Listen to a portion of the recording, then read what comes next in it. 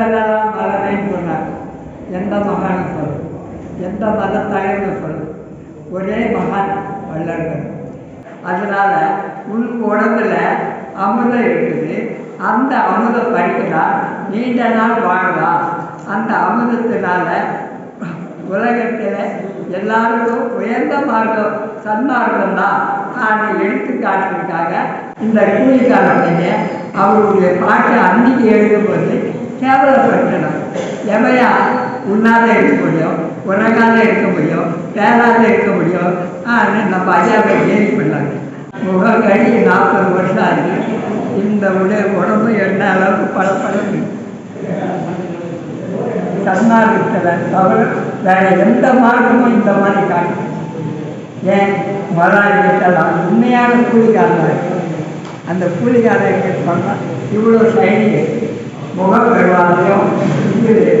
ஏன்னா நீங்கள் அரசாங்கம் மதுபான காலகட்டியம் கசாப்பு காலகட்டியம் கையேந்தி வழக்கு ஏற்க வேண்டாம்னு சொல்கிறாங்க. இன்னைக்கு இந்த படம் வாங்கி நம்ம செய்யணும்னு அவசியம் இல்லை. ஐயா சொல்ல மாதிரி பட்டையை போட்டு பட்டையை கட்டி அவரை அவமானப்படுத்தாங்க.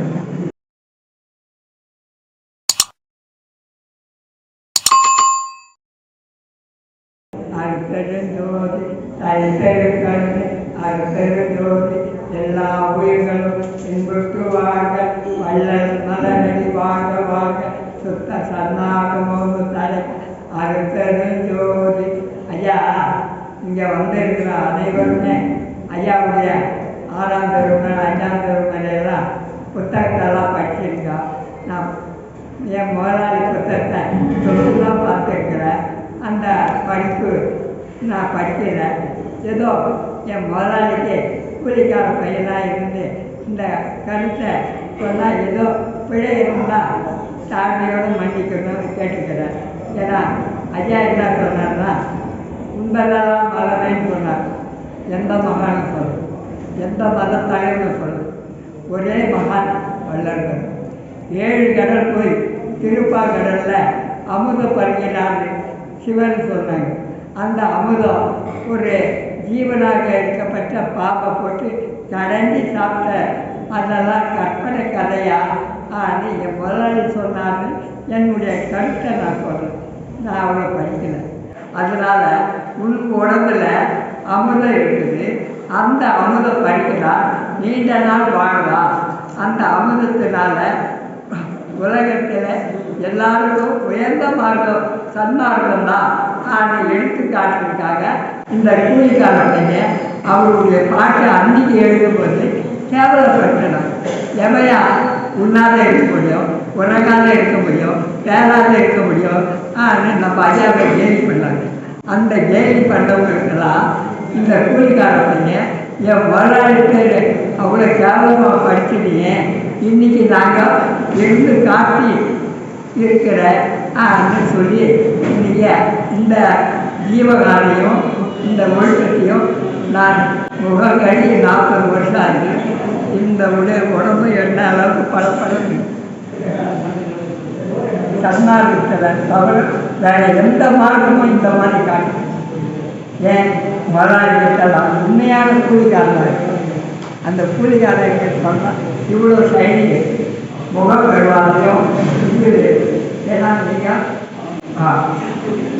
போராட்டம் சொல்லாதீங்க, அன்பு வேண்டுகோளாக இருக்கீங்க, மரணமில்லாத பெருவாழ்வு சொல்லாது. நான் சாவு வரைக்கும் உண்ணாவிரதம்னு சொல்லாதீங்க. நம்ம ஏன் சாப்பிடும் ஐயா சொல்லியிருக்கார் மரணமில்லா பெருவாழ்வு. அப்போ அவர் சொல்ல வாக்கிலே அரசியல்வாதினாலே நான் சாவு வரைக்கும் உண்ணாவிரதம் இருப்பேன். அந்த வார்த்தையும் உபயோகப்படுத்தாதீங்க. மரணமில்லா பெருவாழ்வு சொல்லியிருக்கிறாரு. அந்த மரணமில்லா பெருவாழ்வை நாங்கள் உணவு இல்லாத நிலைக்கு காட்டக்கூடிய எங்களுக்கு தகுதி இருக்குது. இந்த இதுவை காட்டுகிறேன். ஒரு தாழ்மையான வேண்டுகோளை சொல்கிறேன். 2வது இந்த கொடியை தான் அவர் சொல்கிற கொடியை கடைப்பிடிக்கும். அவர் தன்னை வழங்காதன்னாரு. எல்லாருக்கும் உருவ வழிபாடு தெரியும், எல்லாரும் இருக்கிறீங்க. அந்த உருவ வழிபாடு இல்லைன்னு சொல்லுறது அந்த உருவத்தை போட்டுருக்கீங்க, பேனர் கீழே போட்டு லைக்கிறீங்க. அப்போ என் முதலாளி லைக்கும் போது என்னுடைய மனசெல்லாம் வேணும். அதனால் அவர் பாதி கொடி நெய்தி கொடின்னு சொன்னாங்க. நீங்கள் அந்த கொடியோ சில பேர் நான் தனியாக கலைஞர் அந்த கொடியை வணங்குறார். அவர் நெற்றிப்பூரில் இருக்கிற ஜவ்வு எடுத்து இது பண்ணார்.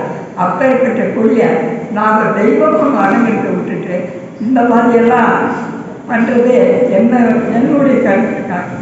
அதனால இந்த கருத்தெல்லாம் கொஞ்சம் கடைப்பிடிக்கணும். என் முதலாளிக்கு இன்னும் உயர்ந்த பதவிகள். இப்போ அரசாங்கம் மதுபான காலகட்டியம் கசாப்பு காலகட்டியம் கையேந்தி வழக்கு ஏற்க வேணாம்னு சொல்கிறாங்க. இன்னைக்கு இந்த படம் வாங்கி நம்ம செய்யணும்னு அவசியம் இல்லை. நாம் பண்ணலாம். இப்போ ஒருத்தர் கருவடியில் இன்ன வரைக்கும் அந்த இடத்துல 15 மாதம் இருந்த இடத்துல ஒருத்தர் ஆட்சி கட்டுறாங்க. யாருக்கிட்ட பிச்சை எடுக்காது, பிறருக்கு கையில்லாத அது ஒருத்தர் தனியாக கட்டுறார். அதே மாதிரி இன்னொருத்தர் 5ஆம் தலைமுறையில் கல்வெட்டு வாங்கி 3 ஏக்கரை வாங்கி அந்த இடத்துல கட்டுறாரு. இப்போ ஒவ்வொரு காலத்துலையோ ஒவ்வொருத்தரும் வந்து அதற்கு வேலை செய்வாங்க. அதனால் இவங்க கொடுக்குற காசு நமக்கு, ஏன்னா என்னுடைய அனுபவத்தில் சாராய கடை தத்த வியாபாரி ஒருத்தர் திருவத்தூரில் கோயில் கட்டிக்கிறாரு. அந்த கோயிலுக்கு எந்த பலனும் இல்லாது இந்த மாதிரி இதை வாங்கி செய்யணும். நான் கேட்குறது சன்னாடு தொண்டர் ஒரு ஆள் ₹1, அந்த குடும்பத்தில் ₹5, பூசத்தில் 2 உட்காருந்தோம், பேர் கொடுங்க, பெரிய பல கோடி சம்பாதிக்கும். வெளிநாட்டில் இருக்கிறவங்க ஒரு நாளைக்கு ₹1000 அதை இதை போட்டு மணியாடி பண்ணி அப்படி வாங்கி அந்த மேட்டுக்குப்பத்தில் இருக்கிற குடிசெல்லாம் அற்புதம் படித்து அந்த இடத்துல சுற்றி காப்பீடு போட்டு 200 ஏக்கர் அதை போட்டு நம்ம இது பண்ணாங்க. இந்த அரசாங்கத்துடைய காசு தாங்க நம்ம சுத்தம் சல்லா இருக்கிறாங்க. இப்போ நான் சில இடத்துக்கு கையில் அசை பொருள் சாப்பிட்றவங்க ₹1,00,000 கொடுத்தாங்க நான் வாங்குறேன். சைவமாக இருந்தால் காலவாகி அதை நாங்கள் பண்ணுறோம். அந்த மாதிரி நான் என் முதலாளிக்கு என்னை ஒழுக்கத்தில் இருக்கிறது தான் இந்த பதவி, இந்த உடம்பு எல்லாமே இருக்கும். இது நேற்று மத்தியானம் சாப்பிட்ட தண்ணி இன்றைக்கி சாயந்தரமாக போய் சாப்பிடும். ஒரு பச்சை தண்ணி கூட முடிய மாட்டேன். ஏன் என் முதலாளி இருக்கும்போது என்னை காப்பத்துக்கு தைரியம் இருக்குது. அதனால் நீங்கள்லாம் ஐயா சொல்ல மாதிரி பட்டையை போட்டு கொட்டையை கட்டி அவரை அவமானப்படுத்தாதீங்க. அவர் மத வேண்டும் கைப்பிடியாமல் இருக்க வேண்டும், மறுபெண்ணாக கலக்க வேண்டும், உன்னை மதமாக இருக்க வேண்டும். எதுக்காக மாட்டேன் ஐயா சொல்லுவாங்க. சின்ன குழந்தை இருக்கும்போது இது காத்தார், அப்பாவை கொஞ்ச நாள் கோவலை எடுத்தார், அப்பாவை அரசியாக போட்டார், அப்பாவை ஆஃப் ஆகிட்டு 6ஆம் திரும்பது குறிப்பாயிட்டு அந்த 6ஆம் திரும்பல தெளிந்த நீரோட்டத்தில் அவர் ஏற்றினார். அந்த கடைப்பிடிச்சின்னா இன்னைக்கு இந்த மாதிரி ஆள் நம்மகிட்ட வந்து நாம் ஒற்றுமையை எல்லாரும் அடுத்தவங்க இப்படி செய்யுது அப்படி செய்யுது இப்படி பண்ணுறது. அதனால ஐயா சொல்ல கருத்தை நீங்கள்லாம் கடைப்பிடிக்கணும். ஏன்னா என்னுடைய வரலாறு சட்டத்தை வரக்கூடாது. நாங்கள் உங்களெல்லாம் காது தொட்டு வேண்டுகிறேன். அடுத்த வீடியோ